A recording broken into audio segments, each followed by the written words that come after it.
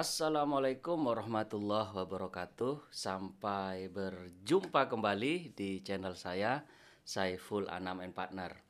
Hari ini saya akan membahas tentang ambruknya ini berdasarkan berita yang ada, atap dari Formula E.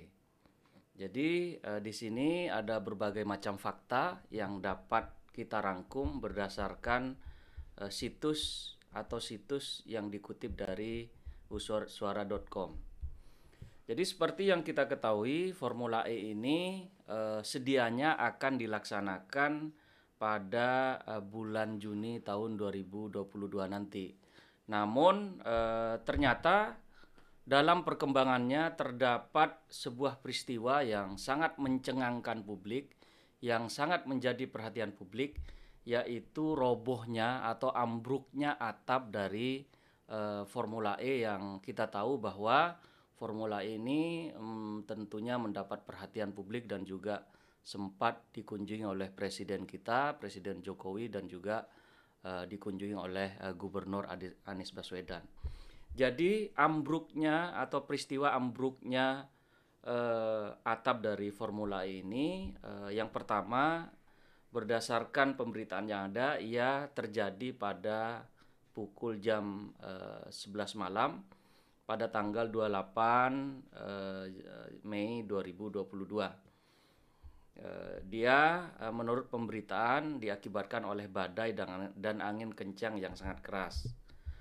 Juga berdasarkan pemberitaan yang ada, akibat dari robohnya tiang tersebut itu disebabkan oleh kurang kuatnya tiang tenda yang menyangga dari atap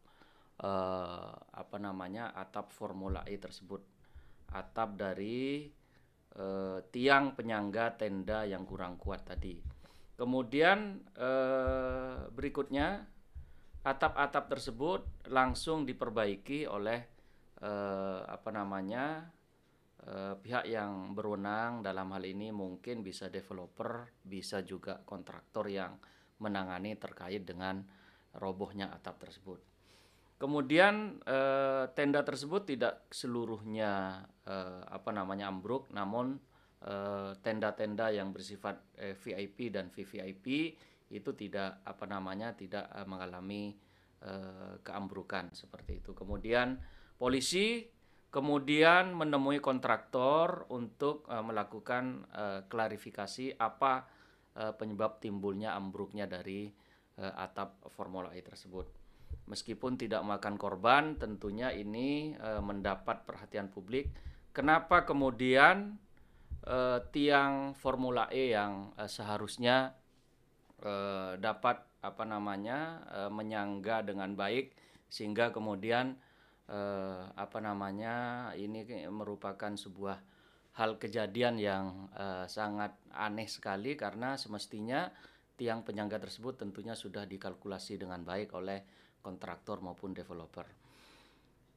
Pertanyaannya terkait dengan ambruknya atap Formula E tersebut, ada beberapa catatan saya maupun pertanyaan-pertanyaan yang menjadi pertanyaan publik pada umumnya adalah, yang pertama, apakah ambruknya atap Formula E tersebut itu dikarenakan oleh adanya bencana seperti tadi angin, atau adanya bencana lainnya misalnya, atau memang ada unsur kesengajaan?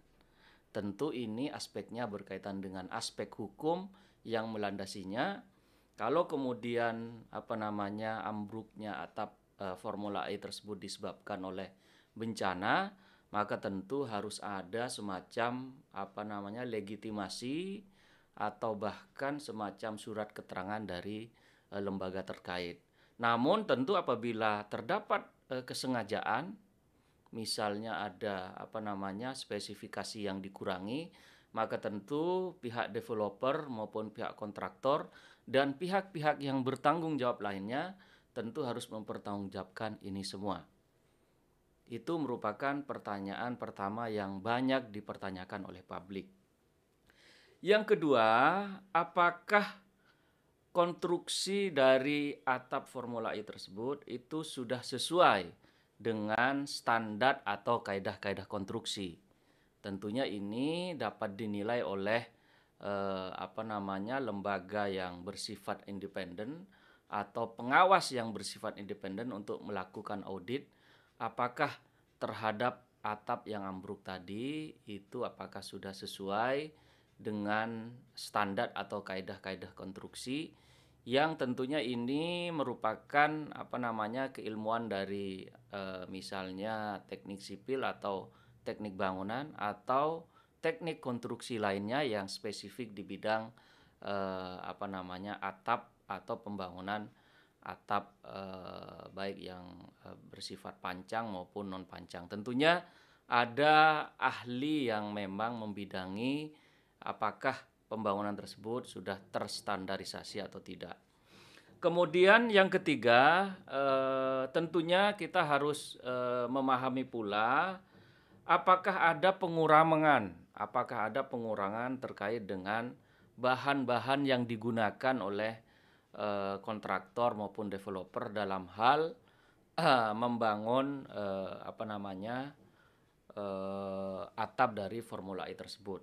Tentunya apabila ada pengurangan atau ada standar-standar yang dikurangi, maka tentu ini bisa beraspek pidana seperti itu sehingga pihak-pihak yang bertanggung jawab dalam hal pembangunan ini dapat dilakukan penyelidikan maupun penyidikan oleh aparat penegak hukum karena kemudian terhadap spesifikasi itu terdapat pengurangan sehingga dapat membahayakan bagi pengguna jasa atau pengguna dari tempat dari Formula E tersebut. Yang keempat tentunya kita juga harus melihat adakah aspek kolusi, korupsi, dan nepotisme dalam hal penunjukan maupun penyelenggaraan proyek dari atap Formula E tersebut. Ini tentunya masalah serius yang harus kita kritisi, bahkan harus dilakukan penindakan, bahkan harus dilakukan sebuah audit oleh aparat penegak hukum. Kalau kemudian terdapat unsur korupsi, kolusi, dan nepotisme, maka tentu aparat penegak hukum dapat melakukan pengungkapan dan juga dapat melakukan pengusutan terhadap orang per orang yang diduga melakukan korupsi, dan nepotisme tadi. Pertanyaan yang cukup menarik kemudian adalah siapakah yang harus bertanggung jawab terhadap adanya ambruknya dari tiang penyangga atap Formula E tersebut. Apakah developer atau kontraktor atau penanggung jawab atau aparatur sipil negara yang mengurusi terkait dengan ambruknya atap dari Formula E tersebut. Tentu ini harus dikalkulasi secara jernih dan juga objektif siapakah yang harus bertanggung jawab. Kalau kemudian ini murni adalah kelalaian dari developer atau misalnya kontraktor, maka tentu hal tersebut harus secara objektif diungkap oleh aparat penegak hukum tentunya, sehingga kemudian pihak-pihak tersebut harus mempertanggungjawabkan baik secara administrasi dan hukum pidana misalnya apabila memenuhi unsur-unsur terkait dengan undang-undang konstruksi maupun undang-undang bangunan. Tentu ini harus diambil langkah-langkah penyelidikan secara komprehensif sehingga kemudian publik dapat mengetahui apa dan bagaimana terhadap adanya ambruknya atap dari Formula E tersebut sehingga publik akan dapat mengetahui apa sebenarnya yang terjadi terhadap adanya ambruknya atap dari Formula E tersebut. Yang keenam, juga ini pertanyaan yang sangat liar dari publik juga, adakah sabotase terkait dengan ambruknya atap Formula E tersebut? Karena saya kira tentunya konstruksi terkait dengan atap tersebut tentunya sudah diperhitungkan secara matang dan juga tentunya sudah diukur secara komprehensif tingkat kekuatannya dalam hal melakukan penyangga terhadap atap tersebut, dan tentunya juga dikalkulasi apabila kemudian terdapat angin yang sangat kencang, tentunya juga harus diperhitungkan secara matang. Sehingga bisa jadi ini merupakan sabotase saya kira. Sehingga ini tentu juga harus diungkap oleh para penegak hukum apakah betul terjadi sabotase atau tidak. Yang ketujuh atau yang terakhir, tentunya ini yang harus dilakukan oleh kita semua, baik aparat penegak hukum, baik penanggung jawab, baik oleh developer maupun kontraktor, adalah kita semua harus memantau terhadap adanya aparat penegak hukum dalam upaya mengungkap ini semua. Sehingga kemudian ini semua tidak liar kemudian, atau bahkan dapat diketahui secara objektif persoalan dari ambruknya formula ini itu dikarenakan oleh apa.